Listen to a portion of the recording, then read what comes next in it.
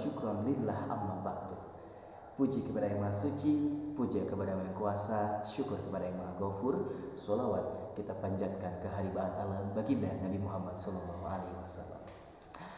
Oke teman-teman semua, sebelumnya perkenalkan nama saya Dede Abdurrahman. Saya salah satu mahasiswa dari Sekolah Tinggi Agama Islam Al-Falah Cicalengka Bandung, jurusan Pendidikan Agama Islam, dan di kelas semester 6, kelas non-reguler.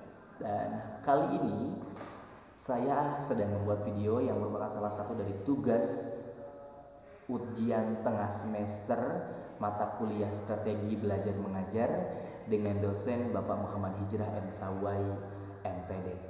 Baik, prinsip-prinsip pembelajaran. Prinsip-prinsip pembelajaran merupakan hal yang penting yang perlu kita ketahui selaku calon tenaga pendidik yang nanti akan mengajar langsung kepada peserta didik. Untuk itu, apa sajakah prinsip-prinsip pembelajaran yang mesti ketahui selaku seorang guru? Nah, di sini ada tujuh prinsip-prinsip pembelajaran yang akan saya sampaikan, yang tentunya ketujuh ini merupakan prinsip umum pembelajaran yang memang dirangkum oleh beberapa pakar pembelajaran. Yang pertama yaitu perhatian dan motivasi. Sebagai seorang tenaga pendidik, memiliki rasa perhatian dan selalu memberikan motivasi, juga memotivasi diri untuk senantiasa memberikan yang terbaik kepada seorang peserta didik, itu merupakan hal penting yang mesti kita miliki. Dalam hal contoh, ketika melihat anak yang memang terlihat berbeda dari yang lainnya, tumbuh kembangnya pun berbeda, agak sedikit lambat, kita selaku seorang guru yang memang sudah dibekali prinsip-prinsip psikologi, kemudian juga bimbingan dan konseling, tentu harus memiliki rasa perhatian yang lebih terhadap peserta didik kita. Terlepas dari apapun masalah anak-anak kita, maksudnya murid-murid kita di sekolah, tentu guru di sekolah merupakan figur kedua setelah orang tua, karena anak-anak banyak menghabiskan waktu di sekolah ketimbang di rumah bersama orang tuanya. Dari pagi sampai dengan siang, apalagi yang full day school, kemudian ketambah lagi mereka harus mengikuti kegiatan pendidikan non formal di rumahnya masing-masing, dan mereka bertemu dengan orang tua hanya di malam hari, dan itu tidak terlalu banyak. Nah, seorang guru harus memberikan perhatian dan motivasi yang lebih.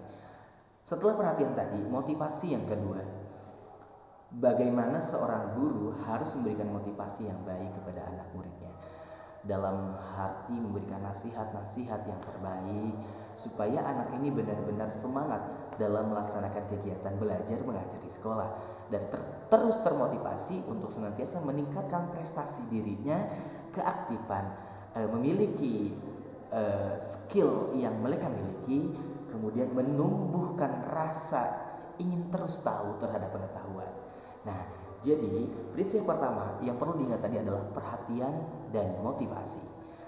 Selanjutnya, prinsip pembelajaran kedua yaitu adalah keaktifan.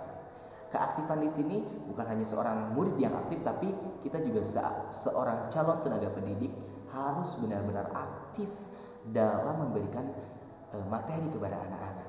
Jangan hanya kita mendengar, jangan hanya anak-anak pun mendengar, tapi diberikan kesempatan untuk bisa mereka memiliki kreativitas lain dalam hal-hal di luar pembelajaran.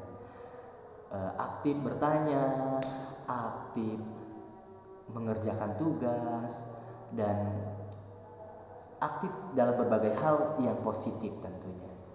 Nah, pertama tadi perhatian dan motivasi, yang kedua ingat keaktifan. Selanjutnya yang ketiga adalah keterlibatan. Keterlibatan dalam berbagai aspek pembelajaran yang ada di sekolah. Nah, dalam contoh hal ini ya, saya sedang berada di sekolah, di kelas maksudnya. Nah, dalam mengurus dan mengerjakan semua apa yang ada di dalam kelas ini, siswa dan guru berperan aktif, terlibat langsung dalam menjaga, membersihkan, merapihkan, kemudian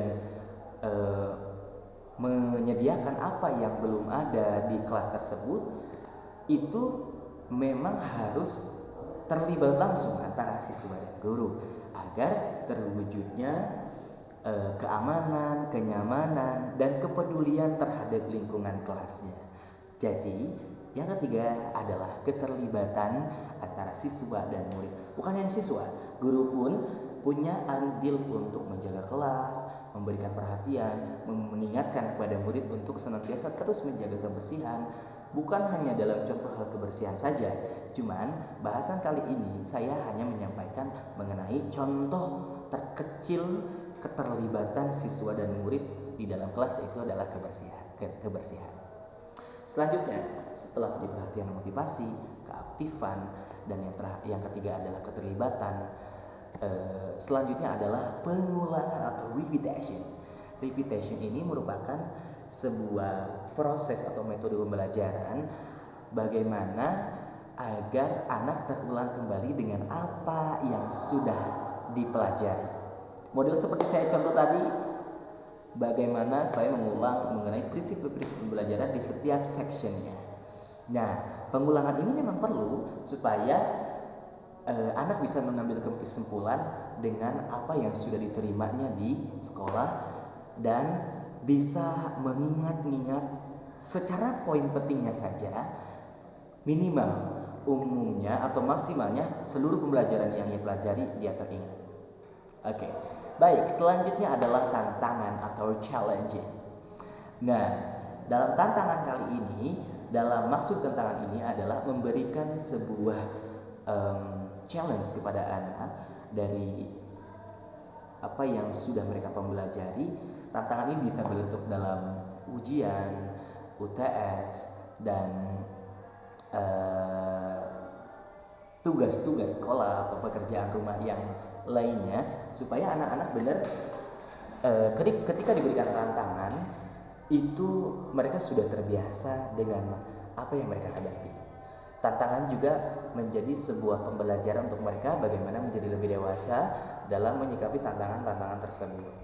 Nah, jadi setelah tadi perhatian, motivasi, keaktifan, keterlibatan langsung, kemudian pengulangan dan tantangan, selanjutnya adalah balikan dan penguatan.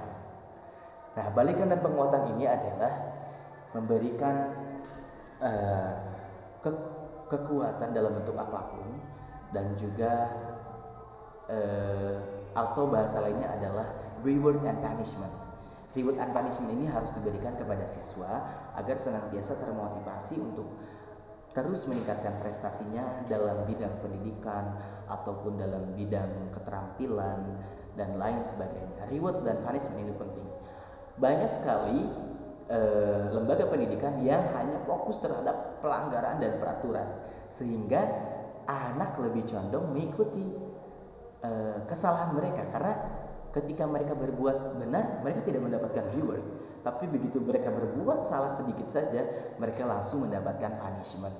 Nah, ini yang menjadi sesuatu yang sangat penting kita perhatikan selaku seorang tenaga pendidik dalam memberikan reward and punishment. Selanjutnya yang ketujuh, yang terakhir adalah perbedaan individual. Perbedaan individual ini memang tidak bisa dipungkiri. Setiap orang terlahir di dunia ini walaupun terlahir dalam keadaan suci, seperti dalam hadis kullu mauludin yuladu alal fitrah, namun anak ini tumbuh dan besar kemudian berkembang sesuai dengan lingkungannya masing-masing. Nah, ada anak yang memang tinggal di lingkungan yang support mereka untuk senantiasa menjadi sesuatu yang sesuai dengan apa yang di lingkungan tersebut. Dalam hal contoh, ketika si anak muncul atau lahir di keluarga yang lahir di kepesantrenan, nah itu mereka pun budaya, adat, kebiasaan, pakaian pun akan mengikuti dari lingkungan tersebut. Begitu para anak yang lahir dari keluarga militer atau TNI Polri, mereka lahir dengan kedisiplinan, dengan kegagahan, dengan kedewasaan, dengan kemandirian, karena memang mereka yang tinggal lahir dalam lingkungan itu, mereka lebih hidup terbiasa ditinggalkan oleh orang tuanya, tugas, pergi kemana. Nah itu menjadi perbedaan di antara anak-anak. Kemudian juga anak yang terlahir dalam, tidak ada yang tidak beruntung menurut saya, cuman anak yang terlahir dalam keluarga yang biasa-biasa saja, kemudian orang tuanya jauh dengan pengetahuan, jarang diberikan perhatian, kemudian mendapat perhatian yang kurang sekali dari seorang orang tua. Nah ini kita harus mengetahui benar-benar antara perbedaan individual ini. Dan ketika di sekolah jangan pernah membeda-bedakan siapa mereka, bagaimana mereka. Yang sering kita perhatikan adalah banyak sekali ketika siswa yang unggul, pintar, berprestasi baik itu mendapatkan perhatian lebih dari seorang guru. Namun ketika berbalik dengan anak-anak yang bermasalah, itu jarang sekali mendapatkan perhatian, bahkan justru lebih condong ke kurang perhatian. Sudah mah kekurangan perhatian dari orang tuanya, kemudian kekurangan perhatian dari gurunya. Nah inilah yang kemudian menjadi sebuah prinsip umum pada pembelajaran yang mesti kita perhatikan selaku seorang calon tenaga pendidik. Nah, sedikit bercerita mengenai pengalaman pribadi dalam menjalankan kegiatan di pondok pesantren. Kebetulan bertugas menjadi seorang pembina kobong. Di dalam satu kobong ada 25 orang dengan anak yang berbeda-beda, dengan budaya, bahasa, dan kebiasaan yang berbeda-beda. Itu menjadi sebuah tantangan tersendiri untuk saya selaku pembina kobong. Nah setelah saya kuliah kemudian mempelajari apa-apa saja yang perlu diperhatikan dalam proses belajar mengajar, strategi belajar mengajar, mengenal karakteristik anak, itu setelah diterapkan memang benar-benar ada perubahan yang signifikan. Model contoh tadi perhatian dan motivasi. Ya, perhatian ini memang sangat penting. Kemudian motivasi pun sangat penting. Keterlibatan langsung kita, jangan hanya kita menyuruh dan meminta kepada anak, tapi kita juga berbuat itu. Nah, coba terapkan prinsip-prinsip pembelajaran yang saya paparkan tadi. Perhatian, motivasi pertama, kedua keaktifan, kemudian keterlibatan langsung atau memberikan pengalaman kepada seorang peserta didik, pengulangan, tantangan, balikan dan penguatan atau reward and punishment. Kemudian yang ketujuh adalah perbedaan individual. Ketika ini sudah diterapkan dalam proses pembelajaran, insya Allah semua apa yang kita tuju, apa yang kita maksud dalam proses pembelajaran tersebut akan berjalan sebagaimana mestinya dan tentunya berjalan dengan efektif. Terima kasih. Assalamualaikum warahmatullahi wabarakatuh.